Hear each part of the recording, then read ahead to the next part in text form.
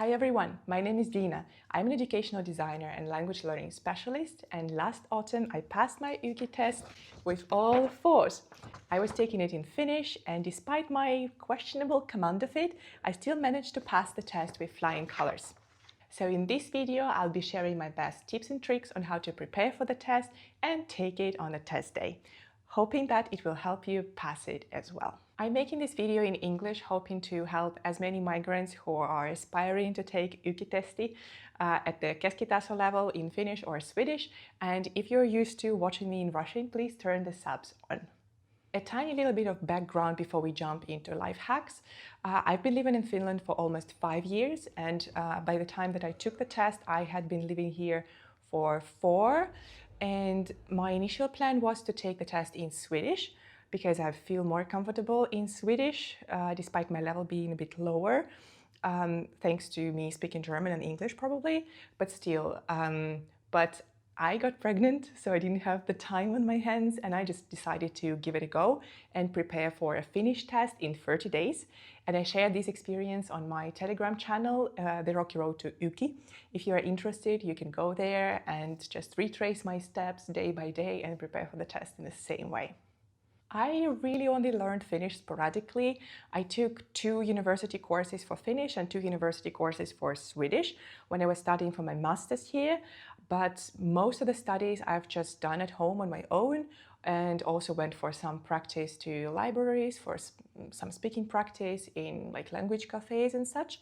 And of course I do have Finnish friends who prefer to speak English to me, although they were very kind to help me prepare for the test, and we'd been practicing Finnish a little bit more then, and it did help me tremendously. So let's jump into the exam preparation, because that's the most important part really. So before you even begin your journey here, try to get your motivation clear. Write it down ideally on a piece of paper. Why do you want to have this test done? For me, the best motivation was not to pay again for the same test. Yeah, truly. So monetary motivation usually works best with me learning languages. Maybe it's your case too. Or you're running out of time before the new rules come into force and you have to take a citizenship test as well. So yeah, just think about it, write it down, and have it right in front of your eyes on the days when you doubt that you can do it. I'm sure you can. I believe in you. Next, of course, you need to know the exam format, and you also need to know the exam criteria by which examiners are going to evaluate your skills. So it's easy to do. So on the website of the University of Jyväskylä that developed YKI test, you can find the mock test for Finnish and Swedish. There are 2 tests each at the intermediate level, and I recommend you do one at the beginning of your practice and then the other one a couple of days before the test in order to evaluate how far you've come. And as far as the evaluation goes, you need to understand that the examiner doesn't know you. They do not have the chance to talk to you in person, so they have very limited information they are working with. So you will really need to showcase your best language skills at the time of the test in that short time frame that you have, in the short pieces of writing that you're going to produce, or speaking, yeah, when we're talking about the speaking part. And I'm going to hopefully help you with that a little bit. There is no computer-based YKI tests. You can only do it by writing, which means you really need to practice writing by hand when it comes to reading, listening, and writing parts, as well as taking notes, very quick notes, trust me, for the speaking part itself. Because many of us do not really write that much anymore, so you have to make sure you are comfortable doing that very quickly, and then your text is easy to read. That's also a very important part. And that you're comfortable taking very quick notes when it comes to listening and speaking. These are going to be lifesavers for you, trust me. The next preparation tip is to utilize your resources. Have a look around you. What do you have? Do you already live in Finland and you can go places, do different activities in Finnish or Swedish? Maybe you can go to a library and join a language club. Or maybe you have people at work who speak Finnish or Swedish and you can ask them to practice a little bit. Or you have friends, which is better, so they can tolerate your questionable skills for a little longer. And of course, do use AI tools. In my experience, it helped me a great deal because I was practicing writing every single day, since that was the part I was struggling the most with. And I used AI tools. ChatGPT was better than Claude for my experience. to give feedback and improve my writing. And then I was writing it down all again, correcting my mistakes and improving the pieces where I could. Next tip is to find a way to speak like you do. We all have our favorite phrases, some sayings or idioms, maybe even in your native language. Find a way to express the very same thing in Finnish and draw up a short list. Using this QR code, you can find the list of phrases that I compiled for myself, and I encourage you to do your own personal one. But if you're running out of time, you can use some other lists that you find online. Just make sure that they work. Mine was proofread by a native Finnish speaker. Thank you, Daniela. If you find it useful, please do let me know somehow. Write me a note or a comment maybe here, or share this video with your friends. That would be the best gratitude I can get. So next is probably the most important part of the preparation. You have to have a plan. It has always helped me tremendously, and also to my students when I was helping them to prepare for any test like IELTS speed or some Goethe certificate, whatnot. When you have your plan and you know what you can do in a day to prepare to get to your goal, you are more likely to do that rather than what you're just waiting for inspiration to practice a language. So have a plan, make it a small one. When I was preparing for my test, I had two plans. I had a plan minimum that I was doing daily, no matter what. And of course, I did probably skip 2 or 3 days because I was really tired and 8 months pregnant. So it cut me some slack. And I also had plan maximum. So I was on most of the days, I was combining them both. But plan minimum is something that will get you to your goal anyway. I did find during my experiment that 30 days is actually enough to prepare for the test well. But I did find from my experiment that 30 days is actually enough time to prepare for the test if your starting point is somewhere higher, A2 or lower B1. That's doable. Now the exam day had come, so you're here getting ready to do your best and show your best skills in Finnish or Swedish. What do you need to remember? The first and the most important one, keep track of time. Make sure you see the clock very well and you know how much time you have left at any point of the test. And trust me, the time will fly so quickly, especially for the writing part where you have just 55 minutes to do 3 quite voluminous texts if you want to aim at B2 level. And I always recommend to aim a little bit higher to get maybe to be satisfied with a lower result. So if you're aiming at B2 and in the end you get B1, you won anyway. So yeah, when you have a chance, when you're preparing for the test, maybe try to do tasks a little bit better than you would normally. That's, for example, what I did with my AI tools. So first I was doing the task and I made sure that I follow the time limit that I set for myself. For example, for the first 2 writing tasks, I wanted to make them just under 7 minutes. That was my goal. And then for the third part, which is more like an essay or opinion piece, I was aiming at 15 minutes. So yeah, that's how I was practicing. And then after writing it down by hand, I was typing it into my computer. Of course, you can just upload a picture, but then by typing it, I was able to spot some mistakes already. So it was also helping me to recycle like everything that I've learned.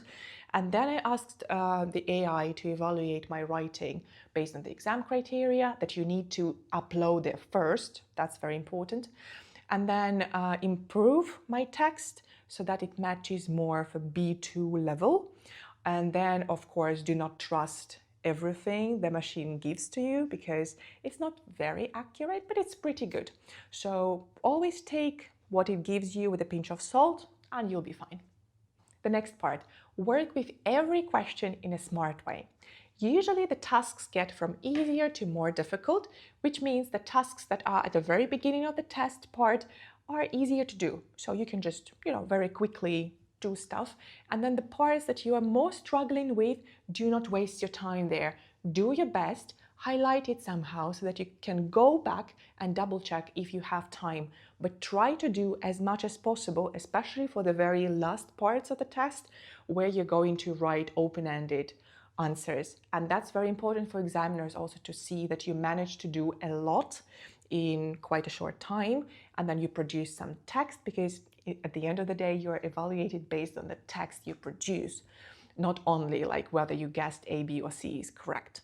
My way of working with that was also such that if I was sure that this is the right answer, I was just putting a plus sign next to it or a tick, I don't really remember. And then the parts where I do not have the tick, I was going back and double check.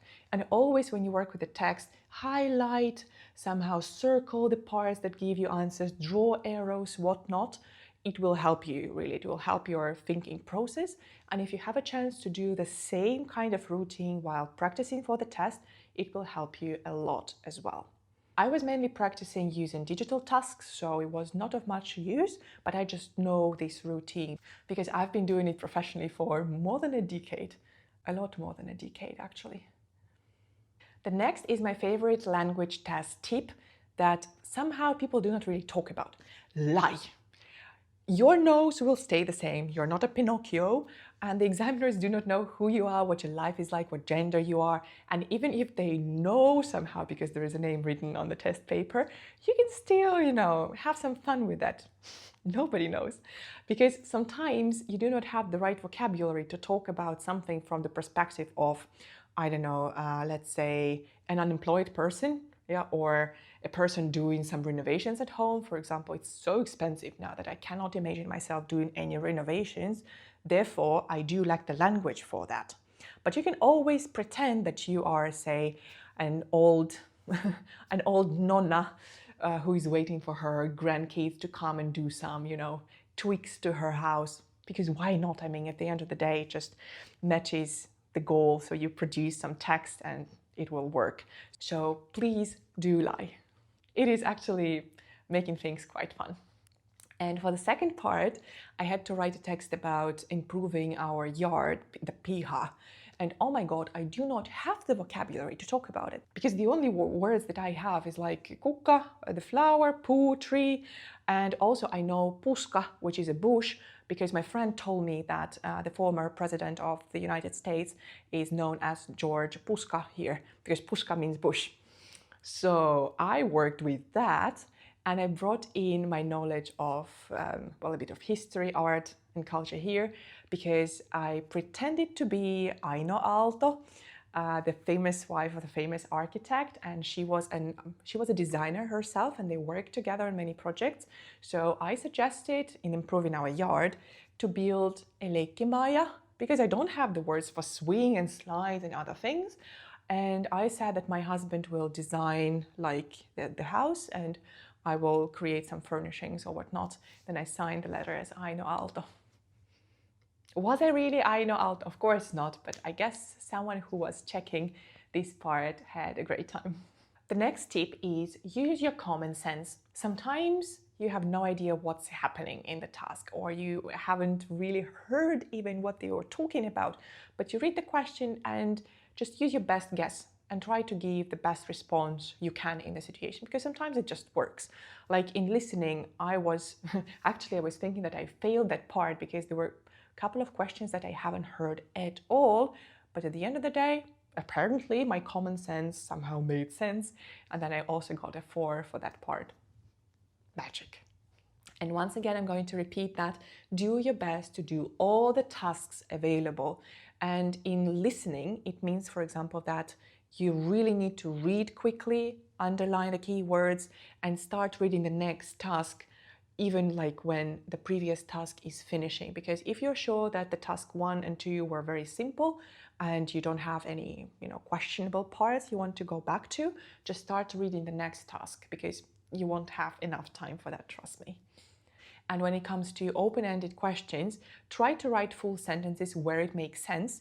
If the question asks you just for, a phrase or something, make sure you find it in text and then you give this phrase. It's okay to use the very same vocabulary that there is in the text, but if you're capable of, please paraphrase just a little bit or use synonyms. Synonyms are fantastic because they do show that your vocabulary is more advanced than at the very elementary level. The next part is show your cultural awareness where possible. And I have already talked about it. So when you refer to some things that are culturally relevant, for example, some famous names, or I don't know, Aalto chair, for example, or some landmarks, it also shows the examiner that you have deep connection to this country and the language itself interests you as well. Even though it's not an official criterion in the evaluation matrix, I do believe that when you show your interest not only for the language but also for the country where this language is spoken, it will always be to your benefit. And the last but not least, be funny if you can. And it really helps mentally when you're in a stressful situation, and all the tests, they are always stressful, even if they don't bother you much, but still your cortisol levels usually rise. So laughing and trying to find a way to be funny a little bit about something or playful, they can actually help you just breathe out, find your calm, and carry on doing a great job. So you can find some interesting ways or interesting jokes to incorporate into your writing, like funny idioms. Make sure they are appropriate. You can brainstorm some ways to be funny in advance. For example, I had a character that I made up for writing letters of complaint. As you know, many Finnish surnames, they end with nen. And there is a noun painajainen, which is a nightmare. So I created a character called Helena Painajainen. That's just some, random thing. And whenever I was practicing writing a letter of complaint, I was signing as Helena Painajainen. And unfortunately, I didn't get the chance to use it there because I prefer to showcase my cultural awareness with pretending to be Aino Aalto. But yeah, it could have been a nice place to just use Helena Painajainen and be angry about everything. And please remember, the higher your level of a language is, the more likely you are to be playful with it and make some jokes in it. So if you manage to be funny in your test, but appropriately funny, it will also show the examiner that you are capable of many more things, and probably they'll even give you a higher score than you deserve. It definitely happened to me because I do not consider myself an upper intermediate speaker of Finnish, an intermediate, sure, fine, but not an upper intermediate one. And I also did find the overall evaluation quite generous. At the test itself, I was told that the examiners never evaluate the parts just based on like the amount of points you get for like true, false, multiple choice, but they evaluate your test as a whole. So I don't know how true this is, but it came from their test invigilator. So hopefully it is. And the scores that I got, I was really surprised, seriously. I was hoping to get all threes, but with getting all fours, I believe everything is doable. So if I could do it, you can do too. So best of luck in your exam journey. Feel free to ask any questions, exam related or learning Finnish or Swedish related, in the comments. I'm happy to discuss that. And thank you very much for watching this video. Please do give it a thumbs up, a like if you liked it, or if it was useful to you. Share it with your friends who are also preparing for the test. And do drop me a line about how your test went and what scores you got. And that's all from me now. So paljon onnea, lycka till, and best of luck. Moikka moi!